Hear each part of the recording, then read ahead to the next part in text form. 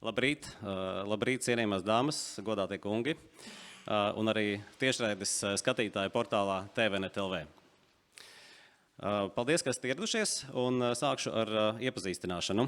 Mums šodien preses konferencē piedalās Agnese Ritene, aptieku biedrības valdes priekšsēdētāja, Jānis Līpķens, Latvijas Nacionālās zāļu apgādes uzņēmuma asociācijas valdes loceklis, un es, Alvis Ērglis, Latvijas aptieka valdes priekšsēdētājs.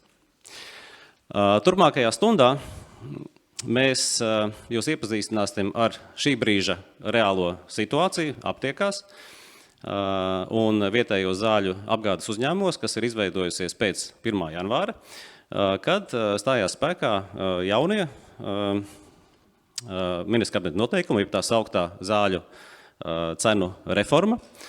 Un decembra pēdējās dienās, un arī janvāra sākumā, mēs redzam, ka atbildīgai ministrijai ir gadījies, kā tai vecajā labajā tautas teicienā teikts, gribējām kā labāk, bet sanāca kā vienmēr. Tātad, par ko mums ir šodienas stāsts? Šī gada 1. dienā stājās spēkā izmaiņas normatīvajos aktos, kas ievērojami mainīja līdzšinējo kārtību zāļu apgādē, farmaceitisko pakalpojumu sniegšanā visiem Latvijas iedzīvotājiem. Un par spīti tam, ka visa iepriekšējā gada garumā farmaceitiskās nozares pārstāvi iebilda plānotajām izmaiņām likumdošanā, Veselības ministrija virzīja uz priekšu un pieņēma šīs reformas. Un, kā mēs zinām, pats pamata deklarētais izmaiņu mērķis bija samazināt recepšu medikamentu cenas.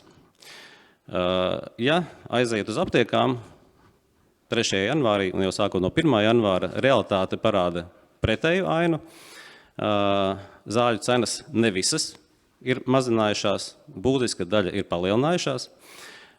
Ir radīts hauss farmaceitu darbā, uz ko norāda joprojām neatrisinātās problēmas, par kurām es stāstīšu arī mazliet vēlāk mani kolēģi. Un faktiski ir neskaidrība par ilgtermiņa medikamentu pieejamību. Un faktiski iedzīvotājus ir liela neizpratne, un to mēs redzam ikdienā aptiekās. Pie mums nāk klienti, pacienti, un viņiem nav skaidrs, kas notiek un kādēļ viņu recepti šodien neatprečo, kādēļ viņam ņem nost kādu recepti un tam līdzīgi. Tā kā par to būs šīs dienas stāsts. Un pirmais, ar ko es gribētu sākt, ir zāļu cenu veidošanās. Mēs ļoti daudz reformas kontekstā esam dzirdējuši gan par aptiekām, gan par zāļu apgādes uzņēmumiem, kurie tiek šobrīd reglamentēti. Viņi arī iepriekš tika milzīgi reglamentēti. Bet patiesībā šīs komponentes, ko veido zāļu aptiekas izmaksas un lieltirgotavu izmaksas, ir relatīvi mazas. Vislielāko šo īpatsvaru sasniedz zāļu gala cenās, sasniedz ražotāju izmaksas, ražotāju cenas. Savukārt, ja mēs skatāmies uz reformu, tad reforma pamatā sit pa aptiekas uzņēmumiem, pa apgādes uzņēmumiem, kuru izmaksu griesti jebkuru cenu griesti jau līdz šim bija stipri ierobežoti. Jāatcerās, ka ražotājiem šādu griestu nav. Ja? Un vēl viena būtiska lieta ir PVN. Tātad PVN sastāda šobrīd vidēji cenās aptuveni līdz pat 13% no kopējās zāļu cenas. Un ar šo jautājumu mēs esam daudzreiz izvirzījuši kā nosacījumu, ka mums ir jābūt solidāri arī valstī, ir jāpiedalās šajā reformā, bet tas ir ticis, diemžēl, bet atlikts. Ja mēs atgriežamies pie PVN, tad tas ir Latvijā zālēm visaugstākais Baltijas valstīs un arī viens no augstākajiem visā Eiropas Savienībā. Tad faktiski, ja reformas mērķis bija izlīdzināt situāciju ar zāļu cenām visā Baltijā, tad PVN noteikti bija pirmais solis, ja ne pirmais, tad viens no soļiem, kuram bija jābūt izdarītam līdz šī gada 1. janvārim.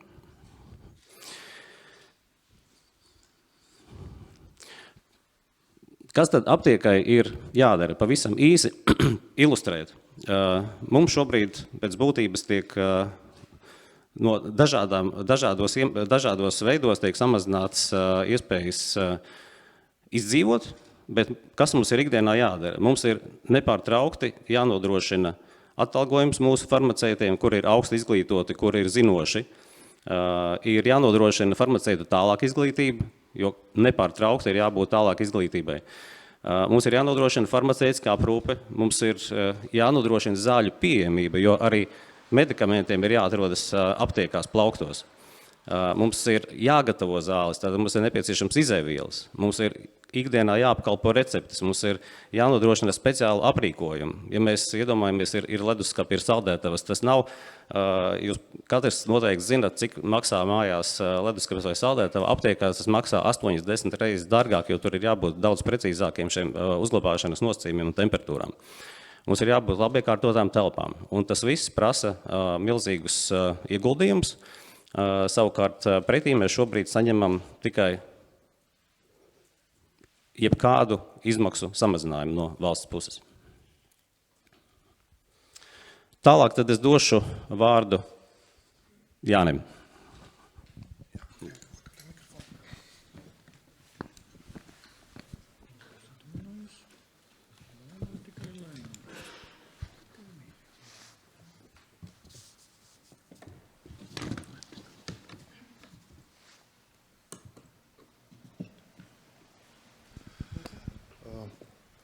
Paldies.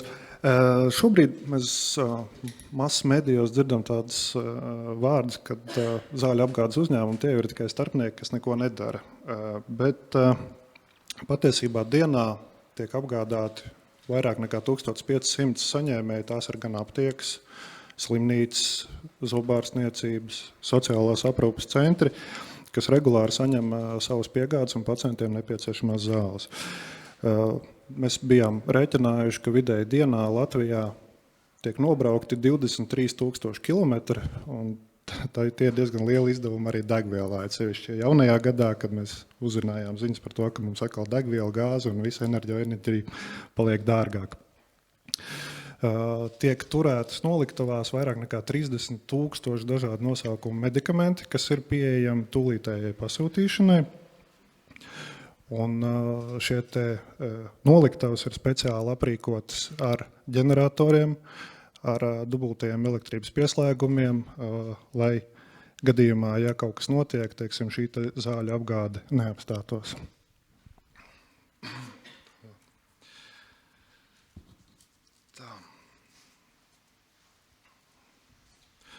Tātad, kas ir mainījies ar šo gadu?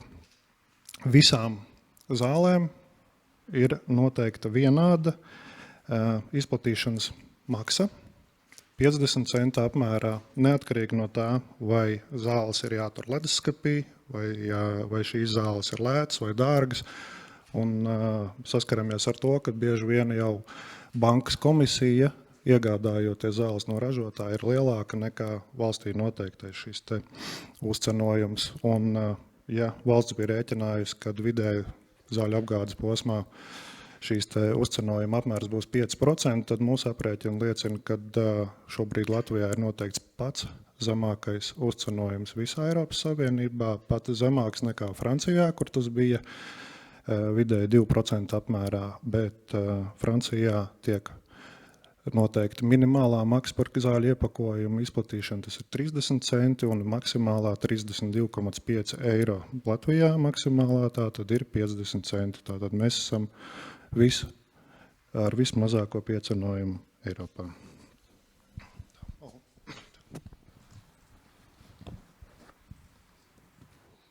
Mums te sanāks mazliet mainīties ar mikrofoniem. Šurp un turp. Tā, cerams, ka mani varēs dzirdēt. Jā, tātad par zāļu reformu. Zāļu tirgus reforma no 1. janvāra tātad ir stājusies spēkā, un kas tad ir šīs komponentes? Tad ir virkne dažādu komponenšu un izmaiņu, apjomīga un visādi citādi plaša reforma, bet, kā es minēju, te galvenie fokusi ir likti uz aptiekām un uz apgādes uzņēmumiem. Ministram solot, ka recepšu zāles kļūs par 5 daļu lētākas. Tas, ko es gribu akcentēt, ka aptiekās, vismaz es varu pilnīgi droši runāt par aptieku tīklu, kuru es pārstāvu, ikdienā lielākā daļa no medikamentiem, kas tiek pirkti tieši lētie medikamenti, kuru cena līdz šim nepārsniedza 5 eiro, bet reformas rezultātā tieši šo medikamentu cena ir kāpusi, un faktiski puse no apjoma, ko iegādājas mūsu apmeklētāji, kļūst dārgāka.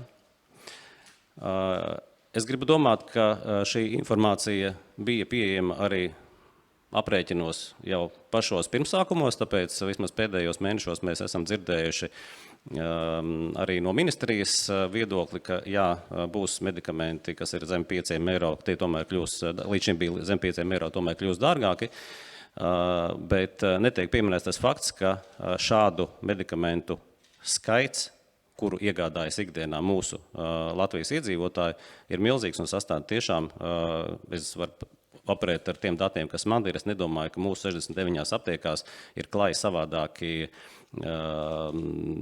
savādāks tas pirkuma gross nekā jebkur citur Latvijā. Tā kā faktiski iedzīvotājiem vismaz par pusi no medikamentiem, ko viņi ikdienā lieto, būs jāmaksā vairāk. Tā ir viena daļa. Otra daļa ir tāds diezgan lielais hauss, kas ir radīts tieši gada pēdējās dienās, gan saņemot jaunus līgumus no Nacionālā veselības dienesta, gan arī mainot ministra kabineta noteikumus pēdējā brīdī, gan arī mainot e-veselību. Tas viss ir radījis pirmajās dienās bet pietiekami lielu hausu un stresu visiem uzņēmumiem, kas ir saistīti ar zāļu apgādi, tātad gan lieltirgotavas, gan aptiekas. Un pirmās dienas, gan sākot jau no Ziemassvētkiem līdz pat jaunā gada pirmajām dienām, ieskaitot vakardienu un šodienu, cilvēki strādā pie tā, lai varētu nodrošināt normālu aptieku darbu, lai varētu nodrošināt medikamentus, lai varētu apkalpot mūsu klientus un visus Latvijas iedzīvotājus, kuriem ir nepieciešama šajā brīdī medikamentu iegāde.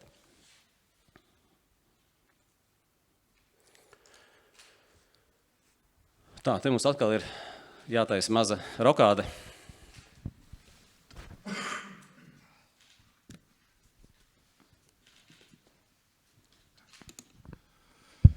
Tātad, lai saprastu, kā vispār, kāda ir tā zāļu pieejamība Latvijā, tad 95% no visām zālēm, kas mums aptiekās ir pieejamas, tiek importētas. Nozīmē, ka vietējā ražošana mums sastāv tikai 5% no tirgus.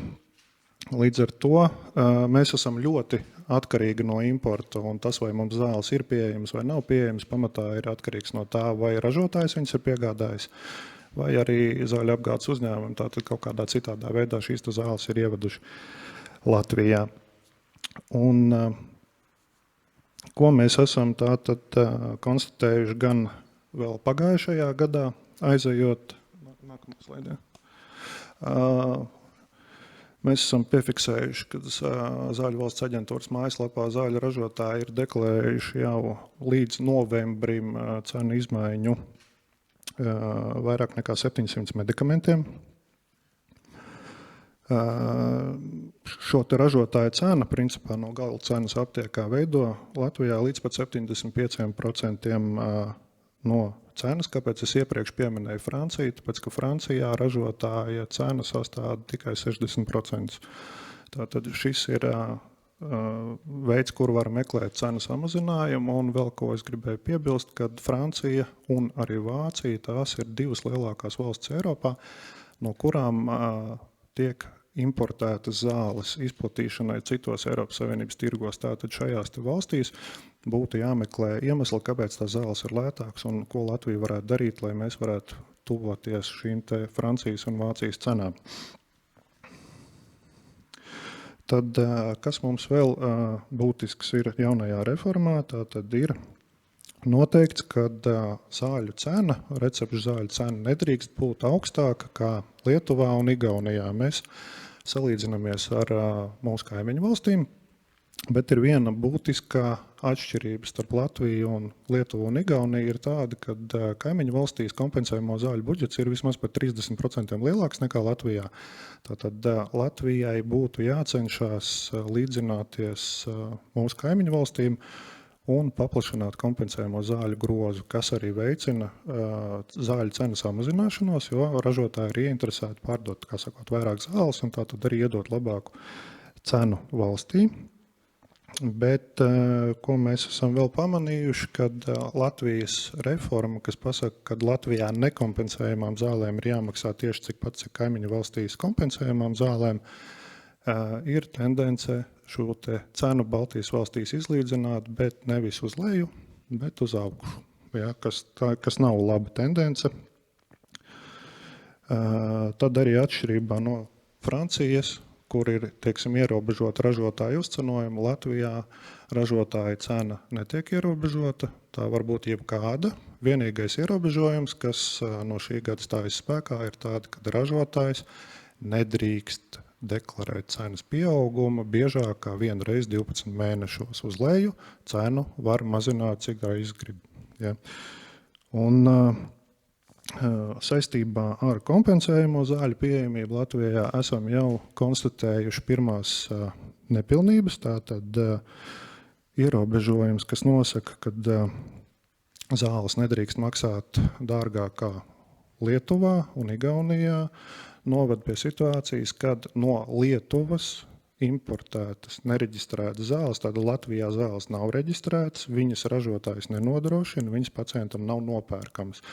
Līdz šim šīs te zāles ieveda vai nu zāļu apgādes uzņēmumi vai aptiekas, bet, lai šo te varētu izdarīt, aptiekai ir jānopērk zāļu valsts aģentūrā nereģistrēt zāļu izplatīšanas atļauju, kas maksā naudu, ir jāsamaksā nodevu par iekļaušanu kompensējamo zāļu sarakstā, bet Nacionālais veselības dienests tajā brīdī, kad viss šis ir izdarīts, paziņo, kad cena nedrīkst būt lielāka kā Lietuvā, no kurienes šīs te zāles tiek ievestas. Tā tad ir neatrisināts jautājums, kā mēs pacientiem turpmāk nodrošināsim šādu zāļu pieejamību, jo par ražotāju cenu viņas no citām valstīm atvest nav iespējams, tīri ekonomiski. Un papildus vēl šīm te nereģistrētajām zālēm tieši tādu patu problēmu esam konstatējuši arī ar Eiropā centralizēti reģistrētajām zālēm, kuras arī Latvijā ražotājs nenodrošina, bet viņas ir jāpiegādā, piemēram, no Čehijas. Un mēs atkal saskaramies ar problēmu, kur Nacionālais veselības dienests saka, ka cena nedrīkst būt arī lielākā Čehijā. Tātad, kas sēd šo te transportēšanu, piegādi un zāļu nodrošināšanu pacientam, lai pacientam pašam nebūtu jābrauc uz Čehiju. Tātad par situāciju pēc reformas, man liekas, ka tagad atkal tev ir. Jā, nu kaut kāda daļa jau no šī Jānis izstāstīja, bet tad par neskaidrību par nākotni un par zāļu pieejamību pacientiem. Tad viena daļa tiešām jau Jāņa minētā lieta. Faktiski mēs esam šobrīd tādā zināmā haosā un neziņā, un aptiekas ir tā pirmā līnija, varētu teikt tā frontes līnija, kurai šobrīd ir jācīnās ar visu to, kas nu ir radīts. Un tāds varbūt pavisam uzskatāmi piemēri būtu skaidrs no šī gada. Papīra receptes drīkst tikt aprečotas tikai vienu reizi. Tad iedomājieties iepriekšējā gadā, kāds ir bijis pie ārsta, pie speciālista. Pieņemsim septembrī, oktobrī, viņam ir izrakstīta kaut kāda iemesla pēc papīra recepte, bet šī recepte ir derīga 12 mēnešiem, 12 reizēm, lai 12 reizes, piemēram, izņemtu kaut kādu konkrētu medikamentu terapijai. Tas, kas mums šobrīd ir jādara, un par ko mēs uzzinām faktiski pēdējās decembra dienās, ir jālūdz pacientam, lai atdod mums šo recepti, mēs viņu elektronizējam, bet atbilstoši jaunai kārtībai, mums nav citu tiesību, kā vien sūtīt šo pacientu atpakaļ pie ārsta. Savukārt mēs visi ļoti, lai viņam izrakstītu jaunu recepti. Un mēs visi ļoti labi zinām, cik mums ir īsas vai garas rindas pie speciālistiem un visnotaļ neapskaužu tiešām savus kolēģus, kuriem ikdienā ar šo ir jāsaskarās. Un tā patiešām ir ikdiena, un tas nav vienu reizi dienā. Papīra recepšu joprojām ir ļoti daudz. Otra lieta, ko es arī vēlētos akcentēt un izstāstīt, kas bija jāstāsta, manuprāt, gan šis fakts, gan bija jāstāsta ministrijai un atbildīgām iestādēm jākomunicē tas plašai sabiedrībai. Otrs ir par to, ja gadījumā uz vienas receptes ir izrakstīti 2 dažādi medikamenti, tad mēs drīkstam atprečot tikai vienu. Un tagad jautājums, kuru?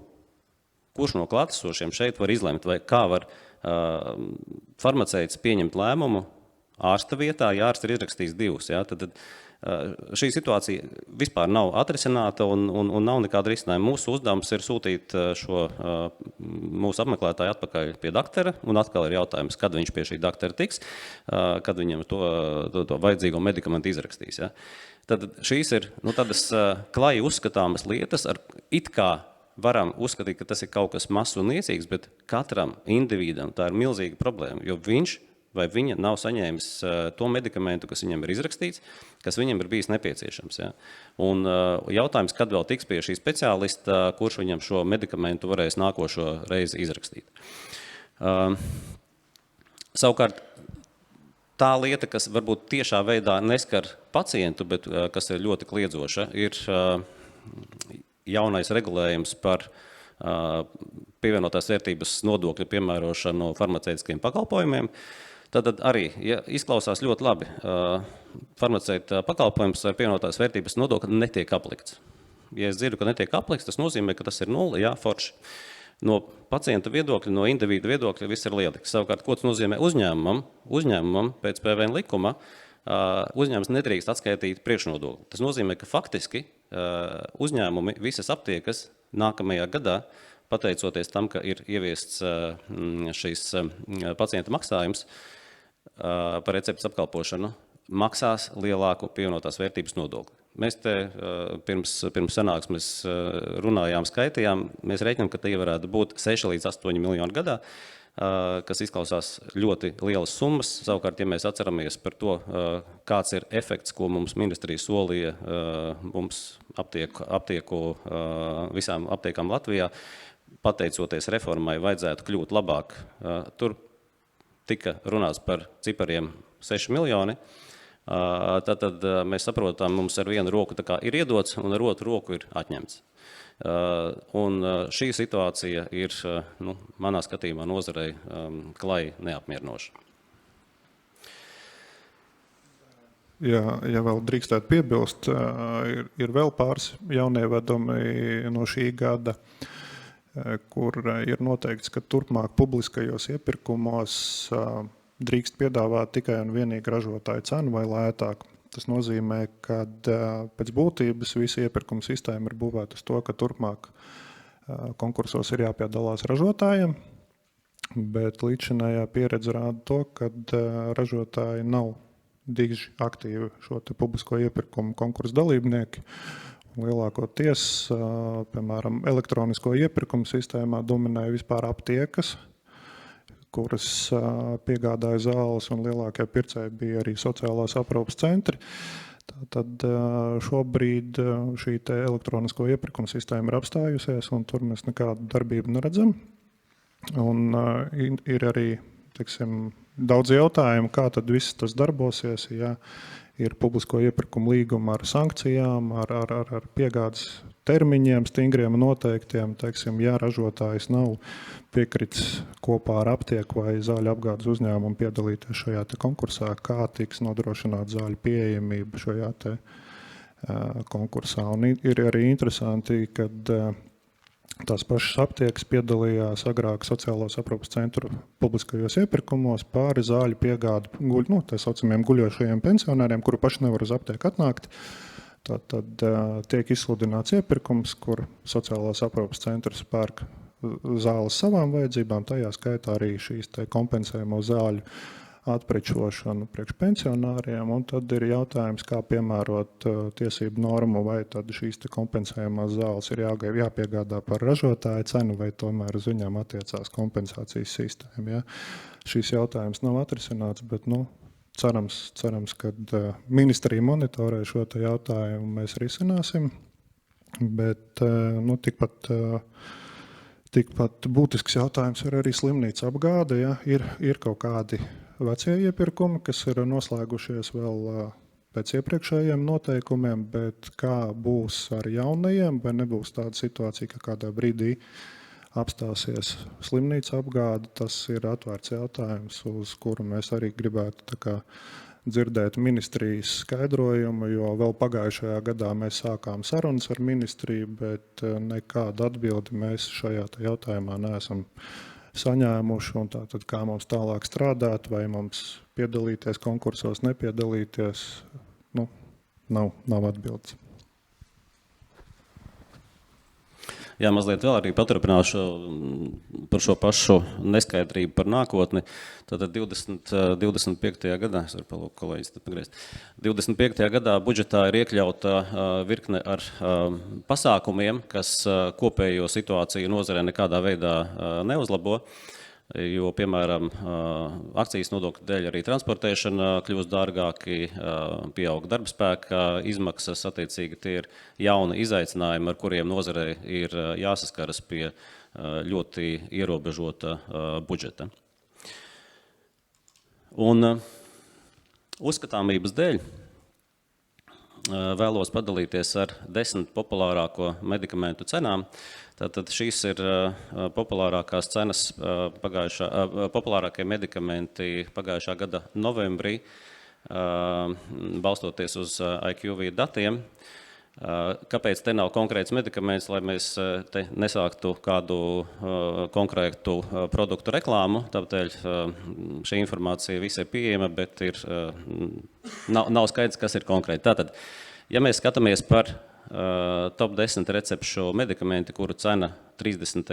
decembrī bija zem 5 eiro, tad tas, kas maksāja 53 centi, šobrīd pārdošanas cena, ieskaitot farmaceitu pakalpojumu, ir 2,24. Jā.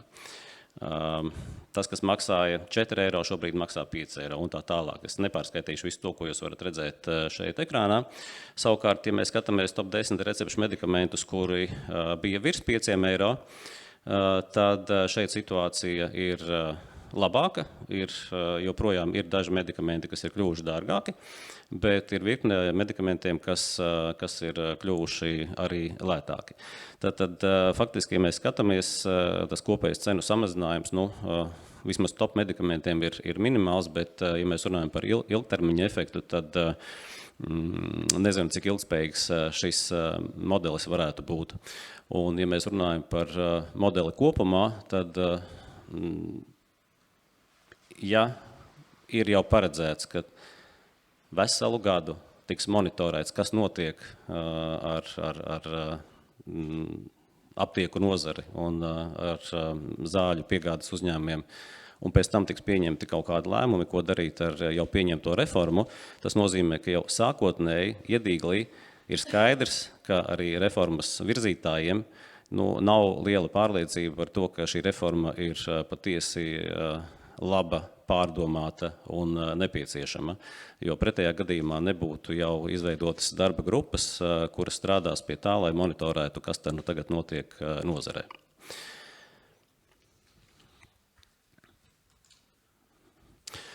Paturpinot par medikamentu fizisko pieejamību. Kaut kādā mērā jau Jānis laikam pieskārās, bet viena daļa ir šī fiziskā pieejamība, kas ir saistīta ar izmaksām. Ja? Tad mums ir virkne ar nosacījumiem, kā piegādāt, kā nogādāt, kādās temperatūrās, kādos apstākļos uzglabāt medikamentus, un lieltirgotavai ar 50 centiem uz vienu iepakojumu ir faktiski nereāli nodrošināt šādus apstākļus. Un patiešām, es gribu teikt, ka runājot par pieejamību, mums nav pacientam ir svarīgi, kad ir pieejamas zāles. Reizēm ir diezgan vienalga, cik viņas maksā, bet vai šīs zāles ir pieregistrētas, vai viņas Latvijā ir pieejamas. Ja? Un arī iepriekš Jāņa minētais piemērs par to, ka mēs nedrīkstam pārdot zāles, kuras ir dārgākas nekā viņas ir attiecīgi Lietuvā vai Igaunijā, bet faktiski tas nozīmē to, ka mēs nespējam nodrošināt pacientam fizisku zāļu pieejamību. Un, ja mēs skatāmies arī globāli Eiropas Savienības līmenī, tad tas ir viens no karstākajiem jautājumiem tieši zāļu pieejamība. Un pēdējos gados ir bijuši vairāk gadījumi, ka dažādas zāles ir bijušas pieejamas ar pārtraukumiem, un tas tiešām negatīvi atsaucās uz mūsu pacientu un sabiedrības veselību.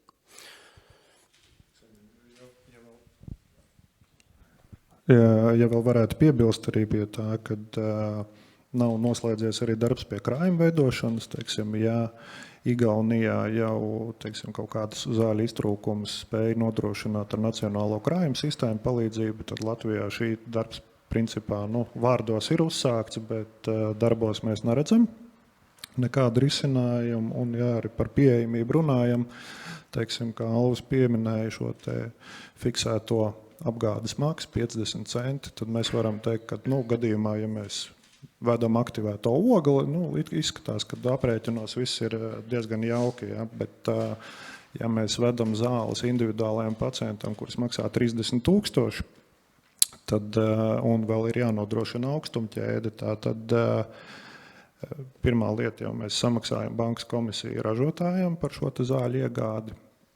Pēc tam ir leduskapis, visas izmaksas un piegāde uz aptieku, pēc tam aptieka šīs te zāles pieskaita klāt farmaceitu pakalpojumu, nosacīti tātad lieltirgotavu un aptieka saņem savus 2,50 €, bet gala rezultātā maksājot pie kases ar bankas karti, bankas komisija no šīs summas būs 0,7%. Tas nozīmē, ka vienkārši komisija par bankas maksājumu apkalpošanu pārsniedz visas loģistikas izmaksas un farmaceitu pakalpojumus kopā ņemtas. Līdz ar to būtu arī racionāli jārēķina šos te tarifus un nedrīkst padarīt kaut kādu zāļu kategoriju par zaudējumus nesošu vai tādu, kas ir izmaksā zem pašizmaksas. Jo šādā situācijā, teiksim, gan aptieka, gan zāļu apgādes uzņēmums ir izrēķināti, ka viņam lētāk ir izslēgt leduskapi un šādu te produktu neizplatīt, kas nav ne pacientu, ne arī veselības aprūpes sistēmas interesēs. Ja.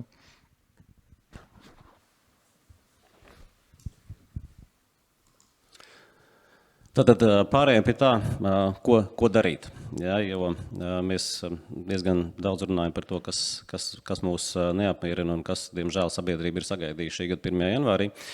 Tad es teiktu, viss reformas izstrādes un ieviešanas process nav bijis pieņemams, vismaz nozarei, un prasa tiešām tūlītējus risinājumus. Viņi ir jālabo tagad, nevis ir jāsola, kad mēs labosim kaut kādu. Pretējā gadījumā mēs nespēsim nodrošināt ilgtermiņā medikamentu pieejamību. Un pirmā no lietām, kas būtu jādara, tiešām ir jāpārskata PVN priekšnodokļa jautājums, jo tā bija solījums, ka PVN neietekmēs aptieku darbību. Šobrīd mēs redzam pretējo. Ir jāpārskata noteikti maksimālai uzcenojumi aptiekām un arī apgādes uzņēmumiem, lai tie sektu reālās izmaksas, lai nav tās situācijas, ka faktiski aptiekas subsidē. Un noteikti ir jāstrādā pie tā, lai samazinātu pievienotās vērtības nodokli zālēm, lai tas nebūtu vienkārši solījuma veidā kaut kad nākamajos, aiznākamajos budžetos, kā mēs to esam līdz šim pieredzējuši. Savukārt mēs no savas puses pilnīgi noteikti godprātīgi un atbildīgi ievērosim visus noteikumus, ko mēs esam darījuši un arī esam pavadījuši gan Ziemassvētku laiku, gan arī jauno gadu, mainot sistēmas un strādājot ar jaunajiem risinājumiem, lai no 1. janvāra pirmais klients, kad atnāk aptiekās, lai nodrošinātu viņam atbilstošu pakalpojumu un servisu atbilstoši jaunajiem noteikumiem. Bet mēs ļoti aicinām aktīvi iesaistīties ministriju ne tikai vārdos, bet arī darbos, lai risinātu tās problēmas, kuras mēs šodien diskutējām, kuras ir bijušas ieskicētas arī visu iepriekšējā gada laikā. Noslēgumā atminējos vienu kuriozu situāciju, kad naktī no 31. decembra uz 1. janvāri lieltirgotavām un arī aptiekām bija jāveic pārcenošana atbilstoši jaunajām cenām, bet zāļu cenas, Zāļu valsts aģentūra mums paziņoja 27. decembrī. Ja? Un tas bija tikai tāpēc, ka mēs sacēlām lielu brēku, tā mēs tās cenas būtu uzzinājuši vēl vēlāk un iespējams pat varbūt tikai janvārī. Un līdz ar to izdarīt tādu svarīgu darbu kā pārcenošana, nezinot ražotāja cenas, ir gan smieklīgi, gan raudāt gribās. Un es aicinātu veselības ministriju nodrošināt to, ka ja jau pēc cenu reformas mums cenas ir jāveido formulā liekot ražotāja cenu, tad šo te ražotāja cenu padarīt publiski pieejamu, lai visi var zināt un visi var izrēķināt. Pretējā gadījumā šobrīd sanāk tāda absurda situācija, kad ražotāja zāļu cena esot komerc noslēpums, kur nedrīkstot izpaust. Ja? Kas ir mazliet absurdi. Mēs, protams, saprotam, kāpēc tas tiek darīts un kāpēc šīs cenas netiek atklāts, jo tādā veidā, teiksim, references valsts var salīdzināt cenas ar Latviju un ar citām valstīm, un, teiksim, kaut kādos brīžos nav izdevīgi atklāt šo te pārdošanas cenu, jo tur kāda valsts var teikt, ka arī vai mēs gribam tieši tādu pašu cenu kā Latvijā vai kā kāda citā valstī, bet, teiksim, varbūt, ka, ja negrib ražotāji šīs cenas darīt zināmas publiski, tad vismaz, uzņēmumiem, kam ar šīm cenām ir jāstrādā, šai informācijai būtu jābūt pieejamai un pieejamai moderni, ar datu apmaiņu datorsistēmu līmenī, nevis tā, kad farmaceits atver Zāļu valsts aģentūras mājaslapu, apskatās šo te aptiekas maksimāli pieļaujamo cenu un tad ar kalkulātoru rēķina atpakaļ un pārbauda, vai lieltirgotāji ir atvedusi par pareizu cenu vai nepareizi. Paldies, un tagad es aicināšu Agnesi nokomentēt situāciju, kā viņa šo redz. Jā, labdien visiem! Šeit jau ļoti daudz izskanēja un ļoti daudz tika pateikts pareizas lietas, kāds tiešām šis process, saruna process jau 2024. gada otrajā pusē bija ļoti garš, sapulces, vēstules, neskaitāms. Un jāsaka godīgi, kad man jau uz tādām gada beigām likās, kā būs, tā būs. Bet noklausoties arī mūsu valsts prezidenta uzrunu, ka nevar gluži tā, kā būs, tā būs, jo galu galā mēs esam uzņēmumi, kas šeit strādā, mēs esam Latvijā reģistrēti uzņēmumi, Latvijas pilsoņi, kas esam arī savu uzņēmumu arī īpašnieki, un mēs esam profesionāļi, kas vēlās šajā valstī strādāt. Ja mēs redzam kādu lietu, kas mums šķiet nepareizi, mums ir jācīnās par to, lai viņa būtu pareiza. Un, teiksim, arī no aptieku biedrības puses, kas ir individuāla aptieku apvienība, mēs esam vairāk kārt brīdinājuši, ka šis ir un paliek eksperiments. Un arī pēdējā šī, teiksim, decembrī tie jaunumi, kas ir nākuši viens pēc otra, negaidīti, ja 17. decembrī tiek pieņemti ministra kabineta noteikumi, kuri stājas spēkā 18. decembrī. Un par tiem, principā, visu nozaru uzzina 18. decembrī, kad tie jau ir stājušies spēkā, mums nav bijusi iespēja sagatavoties. Tas, manuprāt, liecina arī par zināmu attieksmi pret nozari, pret speciālistiem, jo īstenībā mēs jau daudzas lietas varējām preventīvi darīt, un pacienti būtu informētāki un nebūtu tādas negācijas un nesaprašanās, ka kaut kādā brīdī pacients var palikt bez zālēm.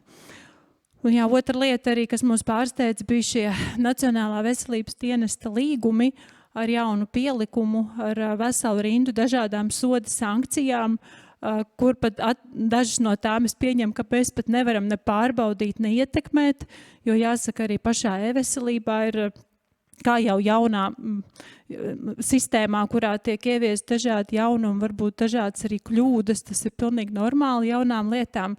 Un līdz ar to pat aptieku uzņēmums no savas puses pat īsti pat nevar novērst atsevišķas kļūdas un sākt uzreiz izlasot šādu pielikumu, liekas, kad vai tu vispār vari strādāt, vai tu vari riskēt.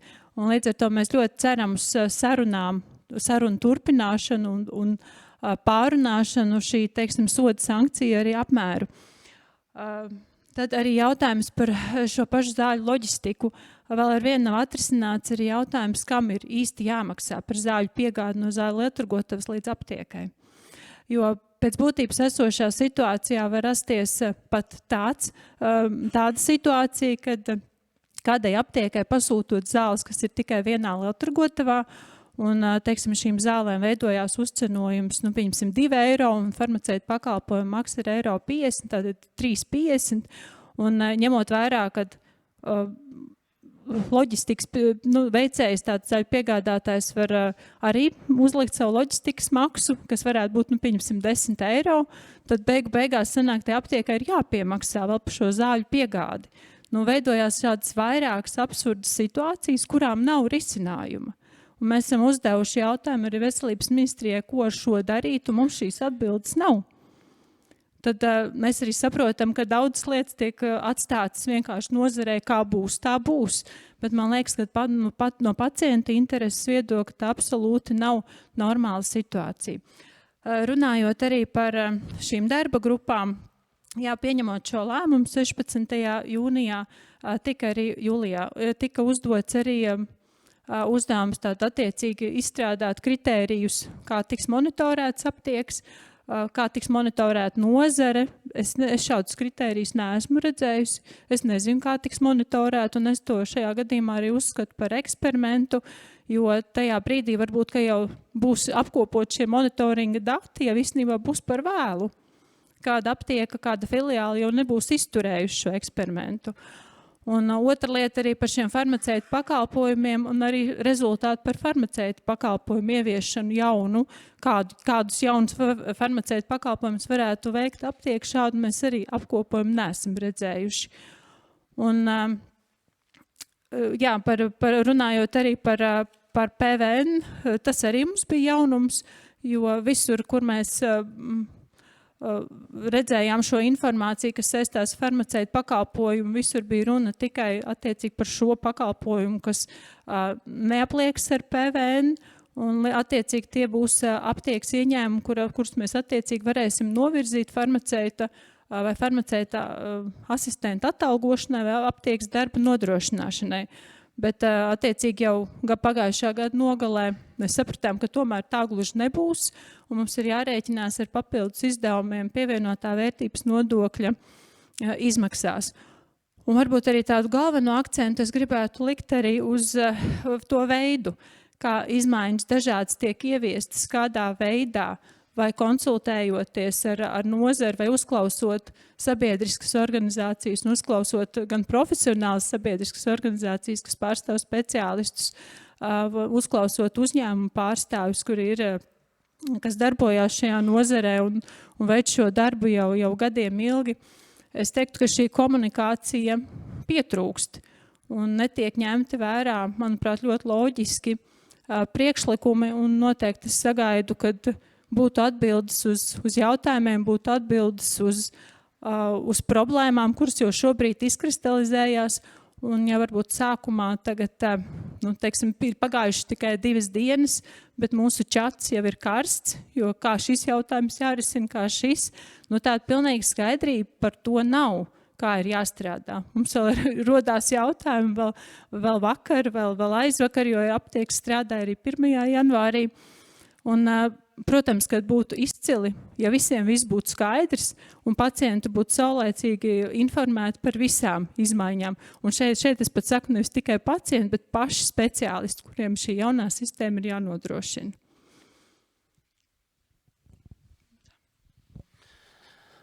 Paldies, Agnesei, un apkopojot, gribētu tiešām teikt, ka mums kā nozarei rūp sabiedrības veselība, tādēļ mēs strādāsim, lai nodrošinātu medikamentus, lai nodrošinātu farmaceitisko aprūpi, un mēs atradīsim veidu, kā izdzīvot šajā eksperimentā, kā to nosauc Agnese ļoti precīzi, manuprāt.